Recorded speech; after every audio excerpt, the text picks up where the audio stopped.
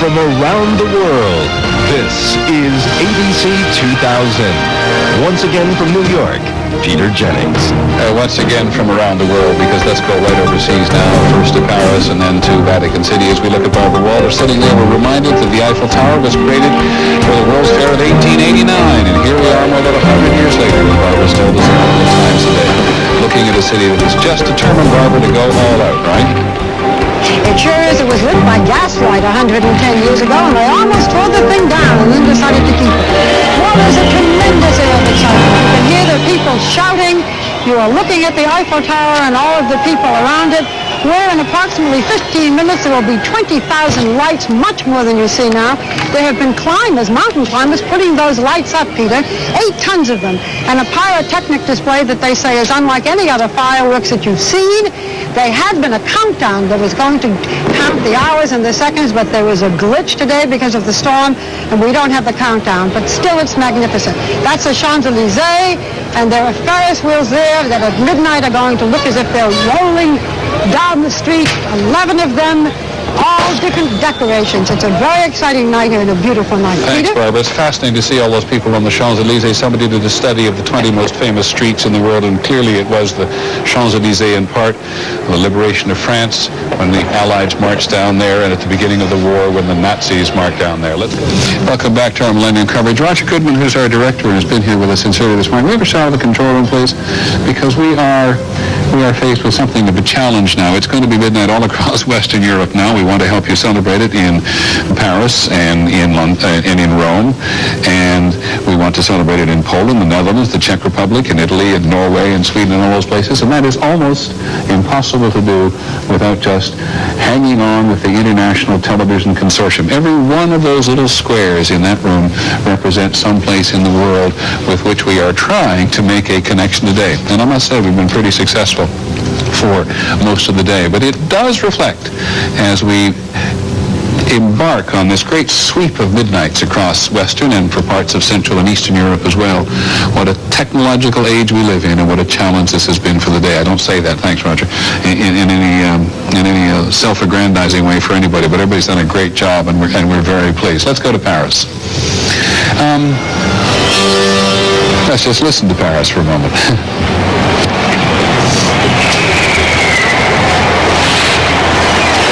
Peter, what you are hearing is the sounds of people in the street, thousands and thousands of people cheering as the Eiffel Tower is about to be lit with 20,000 different bulbs. People have been lined up there almost as long as they have been in Times Square waiting for it. And now that's a shot of the Champs-Élysées. All of the trees are lit. Ferris wheels just made for tonight. All of the bridges, 35 bridges that connect to the left and the right bank, are lit. And now, supposedly this is the countdown to the lighting of the most famous landmark in all of Europe, the Eiffel Tower. Some things, of course, haven't changed, Barbara, right? I was reading the other day that the population of Paris in 1900 was about 2 million people, and the population today is a somewhat sordid past, because it was a prison where many British nobility were at various times imprisoned, and various English scoundrels were held there as well. Thanks, Charlie. We'll come back to you very shortly. It was wonderful to see that beacon there and be reminded of what Prime Minister Blair thinks of as the new sort of relationship between government and private industry, this great beacon of fire, and there on the edge, British gas. Now, not very far from where Charlie is, of course, the Royal Observatory at Greenwich. We've talked a lot about time today. We've asked Robert Krulwich to come back and join us today. First, to answer wheels, they like to call them, fairy wheels, that they have put up through Paris, all of which are extraordinarily conceptual, some of which play music, some of which have dancers on them. These are just artistic Ferris wheels. No one is going to be able to ride them, unlike that great Ferris wheel that has been built on the Thames in London, everybody taking their cue from the Chicago Exposition in 1893, of course, and the American invention of the Ferris wheel. But here in Paris, there are these extraordinary demonstrations of technology which bring together in one place some of the technology we have witnessed around the world today. 11 different ferry wheels, as we said, up and down these various parts of Paris, reminding us of how extraordinary this fascination is with technology as we go into the 21st century. It is just as it was as we entered the 20th century. We'll continue in just a moment. Peter, welcome back to London. We are now, I know you have a rack of clocks in the New York studio. We have but one, but it's the most famous clock in the world, I think, Big Ben, as they have branded it. The fireworks will start at Tower Bridge, and for 4 miles they will travel right down the river. It will appear as if the river is on fire, because it is the fireworks will be moving at the same speed as the sun across the sky, and they will cover 4 miles in 10.8 seconds with rockets that will blanket the sky at a height of 200 feet. That will be as Big Ben is chiming midnight. And then after that, there's going to be about 15 minutes of fireworks. The Britishers say this is, modestly say, this is the largest fireworks show in the history of the planet. They have 39 tons of fireworks. They're going to set off 45 major fireworks every second. So we have 1 minute to go. This is going to be quite a show. Now, Big Ben has a little bit of preliminary music that comes just before the bells start to gong. That is going to start shortly, and then the Britishers say will come to silence, which is about 1 or 2 seconds before you hear the 12 gongs of midnight. And as that begins, the river of fire will extend right up the Thames River. As we say, the crowds are very thick, and the mood is very anticipatory.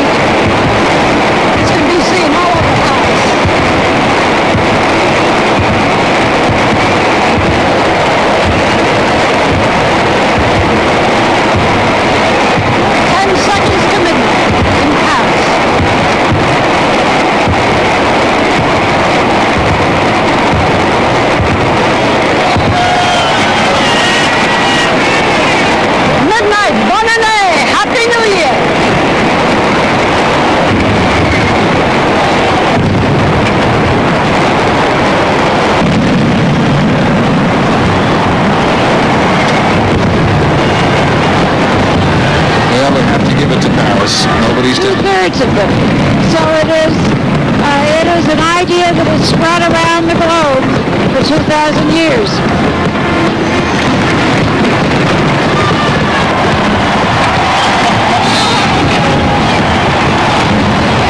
These are probably the most spectacular fireworks that we have seen, because they have all been choreographed, all different colors, and at the end it's going to be pure white. Now you can see.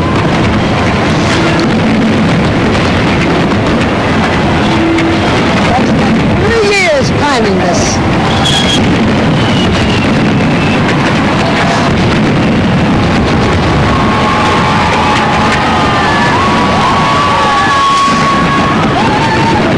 Now let's go to Berlin. John Paul II, he will talk in several languages before he has finished giving his blessing and his wishes for the new millennium. And we're back in Paris, where the French have, Barbara Walters, absolutely outdone themselves. To think they were going to tear this tower down in 1909.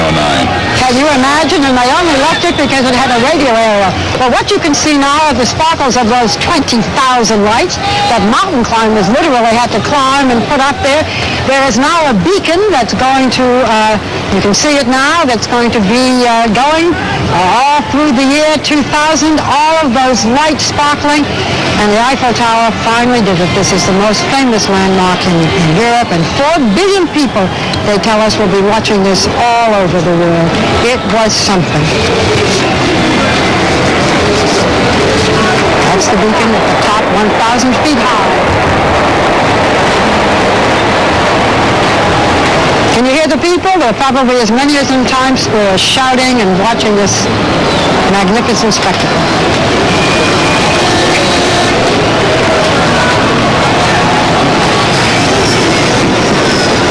And back to Vatican City. Back to Paris for their grand finale of their midnight celebration.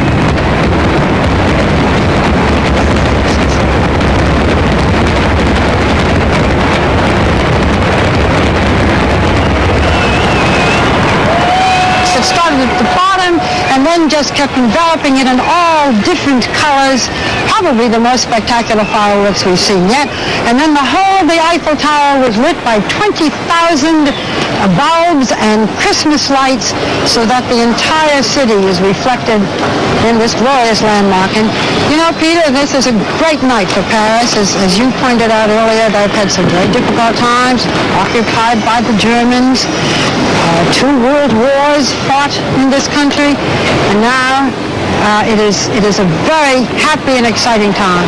On the Champs-Élysées, which is closed off to cars, there are Ferris wheels that are running for the first time, 11 of them, each one with a different scene, from acrobats to internet to performers. All of the trees are lit, all of the bridges are lit, Peter. It is a city absolutely ablaze, and if we sound excited, it's because it's just been, in terms of a celebration, something glorious to see. Paris outdid itself.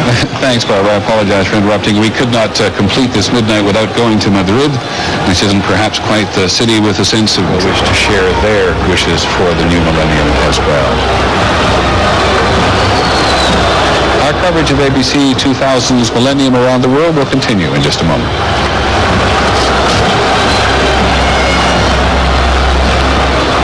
Tonight, we'll leave it to the French to outdo the rest of the world. The pictures from Athens were spectacular, but these from Paris, well, just look at them.